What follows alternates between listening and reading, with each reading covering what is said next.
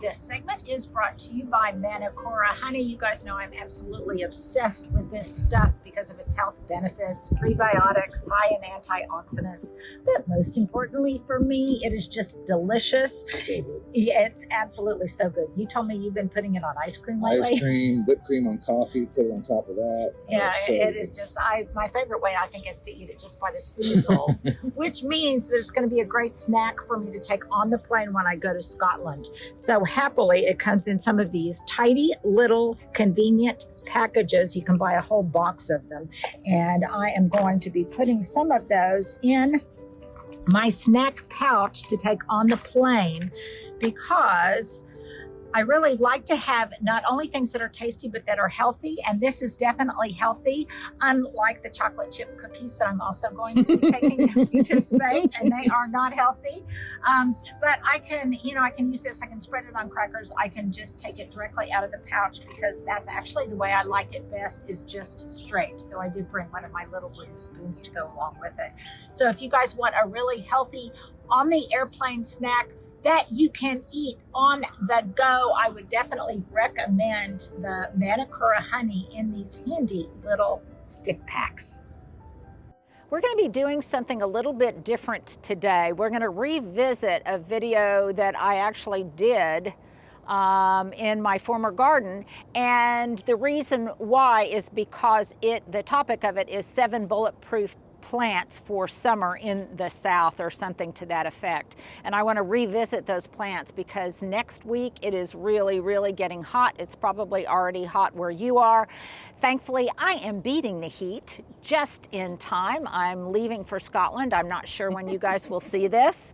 And I will be coming back on the 4th of July. So I want to make sure that everything looks festive at the cottage before I leave. So I just got some of these flags. I think I just got them from Amazon or something, but we'll try to put a link below. I like them because these have a little bit longer staffs on them, or a little bit longer poles. And I don't have a flag pole here at the cottage, and that's one of my questions of the day, because I just thought a great big flagpole would kind of overwhelm the cottage a little bit. And Leah and Stuart concurred, but that's my question of the day. What do you think? Should I have a flagpole? I guess it could come off of there. Otherwise, I just kind of like my smaller touches that are a little bit more petite and befitting a cottage look. So we're going to go through plant by plant what I really like about these plants, and then maybe add a few extra that were not on the initial list. So what do you say, Stuart? Let's do it. One of my very favorite perennials of all time is Sedum Autumn Joy, for so many different reasons. One, it can really handle the heat. It is absolutely mindless to grow. It looks great.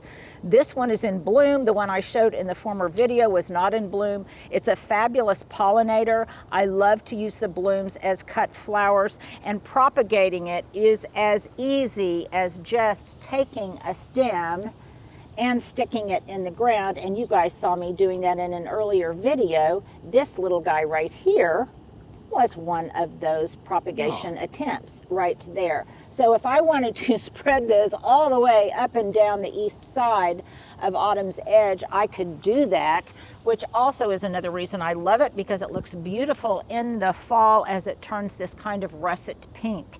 Now, the reason this is blooming so early, and some of you have commented on that, is because I did no pinching on it whatsoever. I went ahead and let it bloom, because here, unlike at my former home, this is in full sun all of the time, and it stays compact and bushy.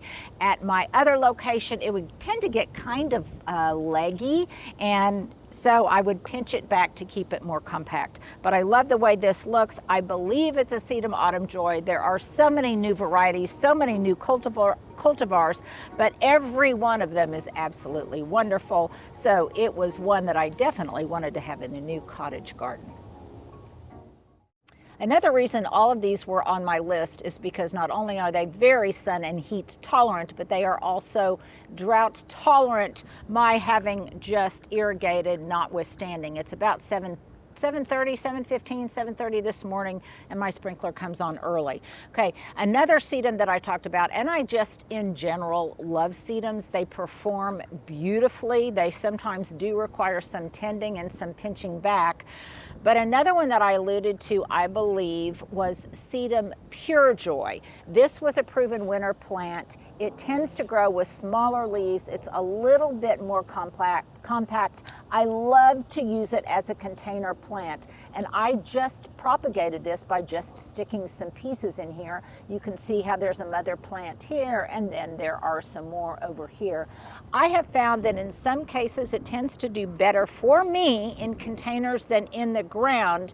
Regardless, it will put out a pretty pink little flower. I love its blue-green color. I love the way it performs. I love the way it looks with all of this butterfly candy and the other purple things. And I also like marrying it with some purple sedum. I think that's beautiful, and it kind of picks up a tone-on-tone thing with the butterfly candy.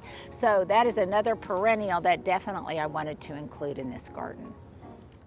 So what about ones that I decided not to include here? Well, the biggest category of those would be Black-Eyed Susan, Rudbeckia, specifically the variety of Gold Sturm. It was magnificent at the other house, but it just was a little bit too rambunctious. Plus, it doesn't meet my color palette in the front yard nor in the backyard.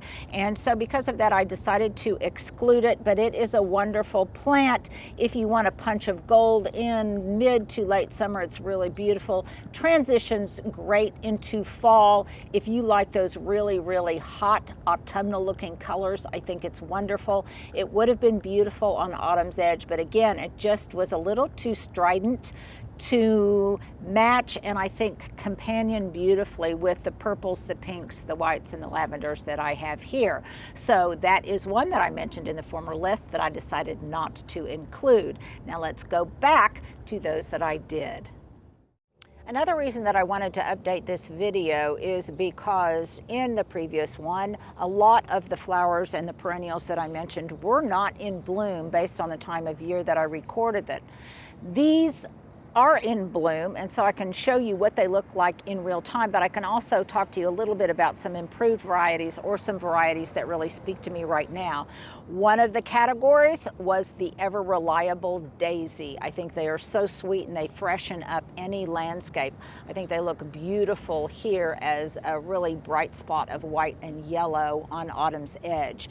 This is one of the two varieties from Southern Living. There are two leucanthemums. One is Real Charmer, the other is Real Glory.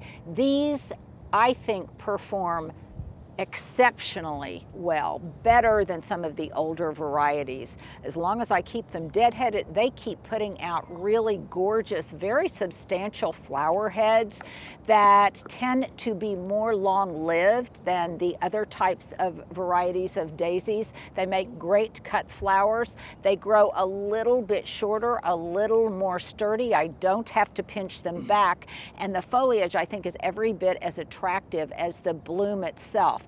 So definitely, especially now that it's around the 4th of July period, I think they might be one that you want to add to your garden, and that would be the ever reliable daisy. Let's visit two more absolutely fabulous perennials that I would have in every garden that I have from now on, if I should have any more in my future.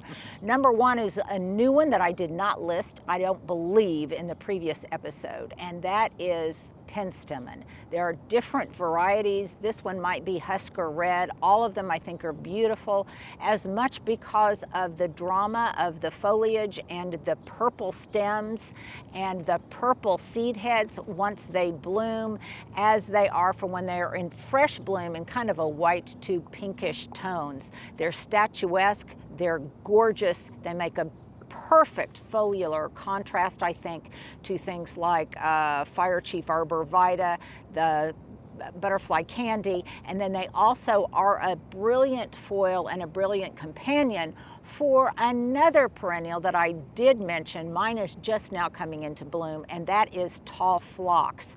I believe this one, I have different varieties. I believe this one might be kapow. It looks very much like the traditional old-fashioned one that has a tendency towards powdery mildew. But I have different varieties of this in my garden. I do keep it pinched pretty well at the beginning of the season, which will delay bloom, but it also makes the plant more compact. I love how it kind of hovers above some of the other things growing. I think it makes a brilliant partner for zinnias, for obviously the penstemon in purple, and a great cut flower for late in the season. It definitely fits in perfectly with my pink, white, and purple tableau. And I think if you like it as much as I do, then you might want to include it on your bulletproof list of perennials. Now, if you are new to this channel, then you may not realize that before I had this cottage garden, I had another garden at a historic home nearby. It has new owners, but it was a beautiful garden, and I really loved it. It's still a beautiful garden, just a different style. But you might want to go back and watch some of those old videos that capture a different look for a larger scale garden that kind of was cottagey, but not so much. So if you watch this channel so that you can get kind of ideas, then you might want to go back and delve into the archive for some of the previous videos at the other house. Well, in one of my previous videos here recently, I talked about a sub-season that I call purple haze, and it's when lots of the perennials and the blooming shrubs tend to take on a purple cast, a lot of which kind of hovers over the top of the garden, and I love that. One of those that hovers is a plant that I mentioned in my previous video of bulletproof plants, and that was Veronica. I brought this from my old garden. It performs beautifully.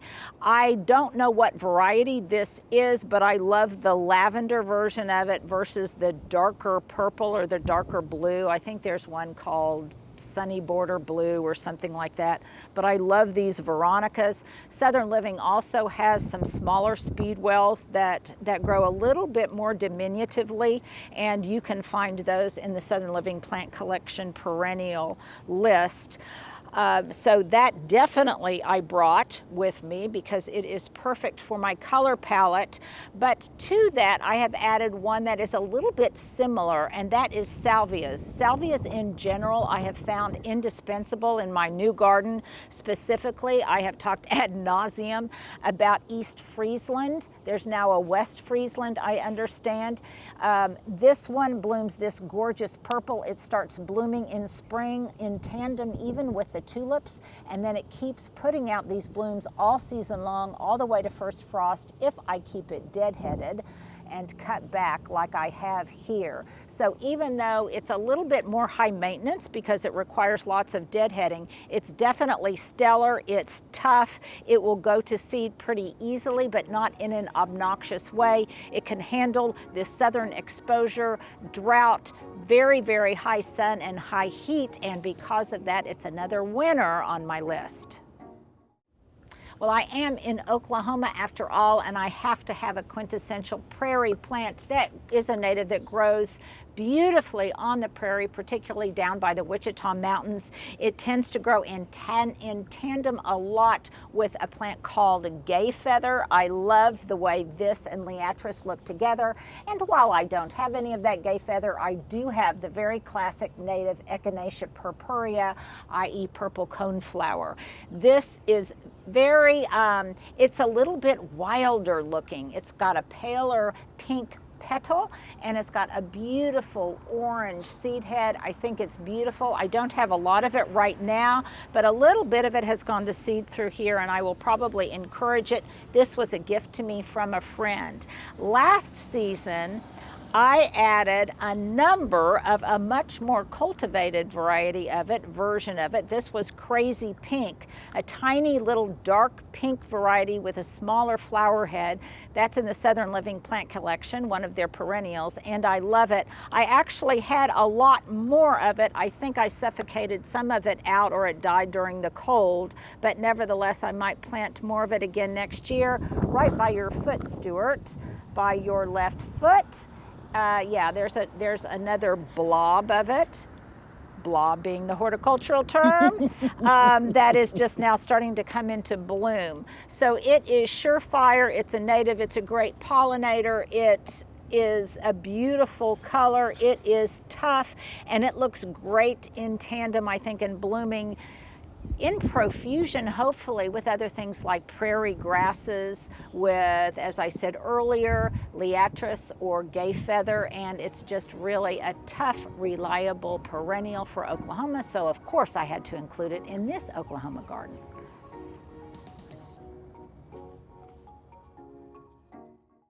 Here are a couple more I would add to the list. I don't believe they were on my first list. They are absolutely beautiful. I love the lavender color of them. Once again, they are tough. They can stand up to anything our brutal summers here in Oklahoma can throw at them, in the South in general. And that would be two different things, both Nepeta or catmint and also scabiosa or pincushion flower. There are a number of different varieties of this, and I've really found them all to be pretty good performers. I cannot tell you exactly what variety this is, but I do like the fact that with pretty frequent pruning, it stays tiny and it doesn't sprawl like some of the larger leaved varieties. I love the foliage every bit as much as I love the flowers. I do keep it deadheaded regularly. It contributes to the purple haze season with this little delicate hint of lavender that hovers above everything else, and I think it makes a wonderful front of the border plant for the scabiosa that just kind of flutters behind it. The scabiosa I also love. It is very easy to grow. It likes clay soil, it likes full sun, and if you keep it deadheaded, it will come back reliably all the way to first frost. It also makes a sweet, sweet little cut flower. So those are two kind of blue-green foliaged plants that I would include on that list that I may not have included before, but I think they are spectacular. Well, you may have noticed a theme that I really like plants that have kind of blue-green foliage. I think it looks beautiful in the context of this kind of landscape and in cottage gardens in general. And so I have lots of those. But there's another whole category of wonderfully performing perennials that are definitely gray, totally gray. I'm not going to go into those today. That might be for a separate video. But all of the different kinds of artemisias, Russian Perovsky, silver sage artemisias, sages in general. I'm sure I'm missing out on a lot of them that just don't come to mind right now, but I think the whole category of gray plants is wonderful, especially in areas that tend to be arid. They have kind of a cooling effect in the summertime. They also have kind of a Mediterranean vibe, so that may be a whole category of plants that we want to review at a further future date. There you go. But I think this is just kind of a nice little rehash of some of those plants that do absolutely well in the intense summer sun and summer heat, regardless of where you live. We are all experiencing that right now. So hopefully you find this list helpful and a nice little trip down memory lane of some of the things that I was growing at my former home. There you go.